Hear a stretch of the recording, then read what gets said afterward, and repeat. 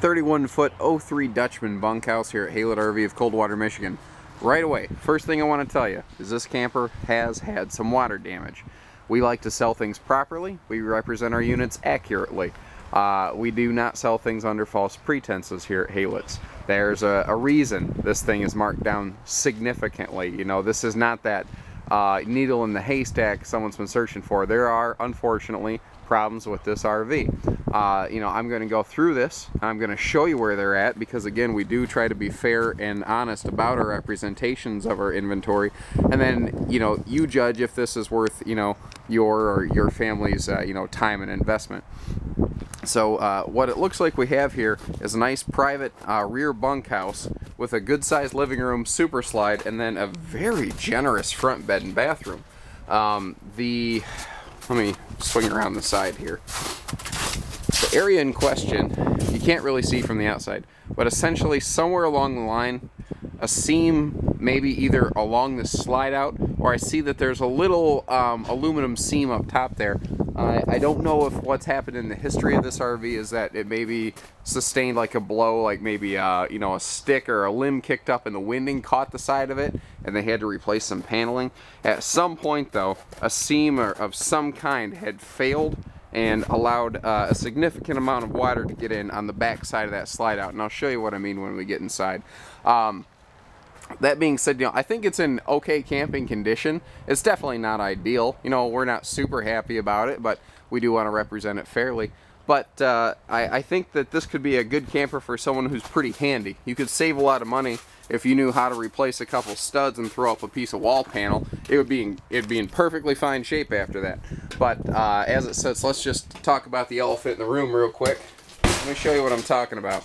You know, if I stand back here, if I was going to be one of these internet shysters, I'd say, man, look at this. It's an 03. The price is great. Isn't it in great shape? But there's a little more to this story. Looking up here, and you really can't even see it that much just by glancing at it, but right about there, it starts right about there. It starts to get a little spongy, and by the time you get over here, it gets pretty bad. And by the time you get down here, you see where that punched through? Nothing hit this. Somebody put their finger here and just pushed through the wall panel because there's not a whole lot left supporting that right there, and that trend continues all the way down the wall. The floor's actually pretty solid, so the floor held up well, but that wall is definitely in need of a little bit of help right there. It's only about a 12-inch strip, because if I open the cabinet in there, it's actually pretty solid. So it's just that one spot right next to the slide. But you deserve to know that. You deserve to know that that's there, because this is a big investment for most people. You know, buying a camper isn't just oh, let's go buy a camper on the weekend thing. You know, you work really hard for your money, and we want you to know exactly what you're getting for it. You know, this is a good rank and file bunkhouse family floor plan. This is a great little camper. It has that one problem. You know, there's a lot of good things still going on in here though. We have a lot of good storage. I love this up here. You know, this is on the back side of the bunkhouse effectively, but this acts as like a bonus pantry space for you. And that goes right along with this right here.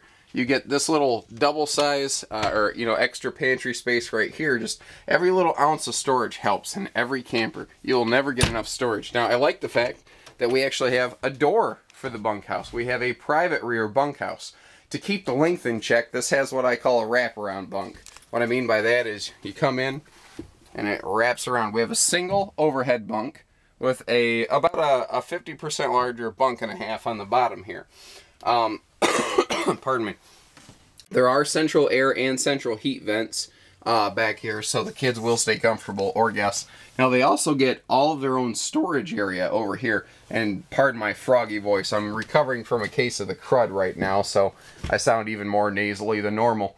You know, pretty standard super slide living room in a bunkhouse. This looks about like anything you'd expect to see. I like the blue personally. Everything nowadays is brown. It's all just brown, brown, and browner. I like seeing a little bit of that color. They used to come in red, green, blue every year, and they just don't do that much anymore. Just like the bunkhouse has a private door, this has a sliding door for the bedroom. And in 03, flat screens just weren't as common as they were today. So you had big entertainment centers. But what that translates into is not just the opportunity for a big TV, but big storage as well. When the TVs got smaller, the cabinets got smaller with it, and the end result was a reduced storage capacity. Now, we have a very big sized bedroom in here because we have a split bath, which is actually very common in fifth wheels and less common in travel trailers. But it gives you all this wide open space. You can actually stand in the bedroom here and get dressed. Both sides of the bedroom have windows for lots of light, extra large windows actually. And both sides of the bedroom have bedside stands with power outlets. You know, you don't have to do the travel trailer shuffle to get around this bed. It's a nice, wide open, very comfortable floor plan. In recent years, the trend has been to make campers smaller and smaller to try to keep the weight and the cost down. Along the way, though, livability got lost. You know, stuff like this is way ahead of its time. This is a fifth wheel shower in a travel trailer, and you just don't run into that very often. Even nowadays, a shower in a travel trailer is really just starting to catch on. So this trailer was really ahead of its time. And unfortunately, one little thing happened at some point in its history that caused that leak. Again, you know, it's unfortunate it's there. It'll save you a lot of money. If you know how to fix campers, if you know how to fix things, you can save a lot of money getting this one and fixing it yourself. Or if you just really love this one, we could fix it for you. You know, we'd have to adjust the price a little bit to pay the guys for doing the fix, but we can do things either way. We just wanted to leave one out here that's up to you. So 800-256-5196. Haylet RV of Coldwater, Michigan. Thank you, everybody. Take care. Stay safe. Happy camping. Have some fun.